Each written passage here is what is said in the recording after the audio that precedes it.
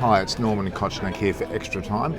I'm back in Sydney, Australia, that is Coogee Beach, Sydney, Australia. I'm relaxing and just reading all the newspapers that I have in front of me. And they include a whole host of them from Sydney, Melbourne and Brisbane. Brisbane has the Courier Mail, Sydney has this Daily Telegraph, and Melbourne has the Herald Sun.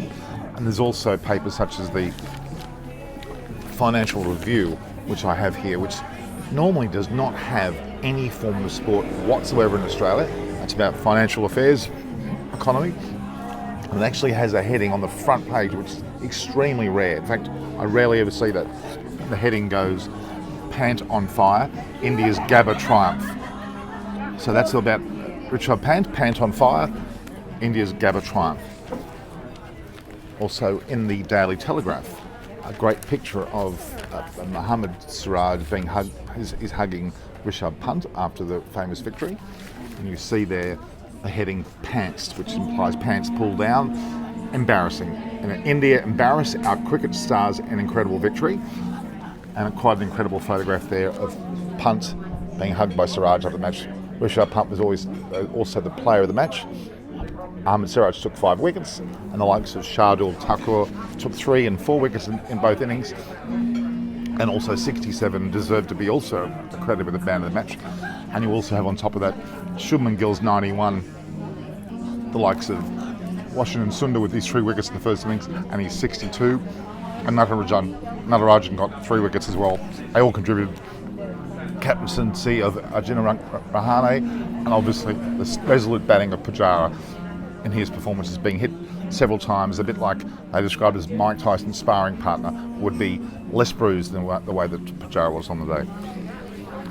The Australian, which is a very distinguished newspaper, has in fact got the heading there about Posterity wins a great day of Test cricket. That is obviously coined by the famous Gideon Haigh, a very good journalist. So Posterity wins a great day of Test cricket, a very good way of looking at it. He makes very clear evidence of the importance of Test cricket and how that game showed after 5 days how important it is, and how India should play a 5-test series or potentially even a 6-day test series in the future, not unlike the Ashes. Deserves that attention. The Sydney Morning Herald, Chris Barrett's domain, he's the head sports editor of the Sydney Morning Herald, writes great articles. We talk here about India takes a series for the ages. Again, India takes a series for the ages, a magnificent heading. Certainly, again, the famous Siraj is hugging Pant. The term Indian stunner as well as being placed there, very typical heading of Indian summer. And India chased down a record-breaking 4th innings target of 328 to pull off one of the most dramatic victories in Test history, clinching a 2-1 series victory on the final day of play. The thrilling win, however, raised huge questions for the Australian selectors, especially with Captain Tim Paine. Very true, very much true. And typically the papers have covered some amazing situations and really deserving of so. This is Norman Kochnick from Extra Time. I'd like you to view, like and share the posts and be able to provide comments and feedback as to what you feel about Extra Time. And subscribe, of course. Extra Time is a magnificent vehicle for news. I must thank you all for watching me throughout the series.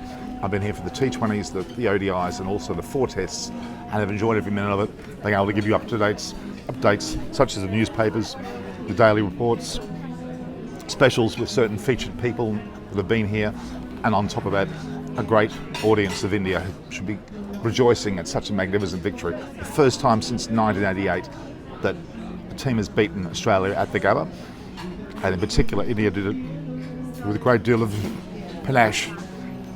Rishabh Pant yet again is the man to watch for the future. This is Norman Kochnick for Extra Time.